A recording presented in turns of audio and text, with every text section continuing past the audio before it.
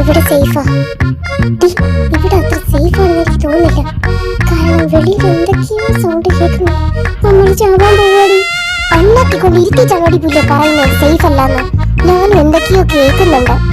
എന്തായാലും ചാവാൻ പോവാ. അപ്പോഴീ ഗണ്ണ് വെച്ചൊരു പരീക്ഷണം നടത്തിക്കൂടെ? എന്തായാലും ചാവാൻ തന്നെ പോക്ക്. പിന്നെന്താ, മുമ്പിൽ കാണുന്നത് ആരായാലും ഷൂട്ട് ചെയ്തേക്ക് വെച്ചു. ആരെന്നൊന്നും നോക്കണ്ട.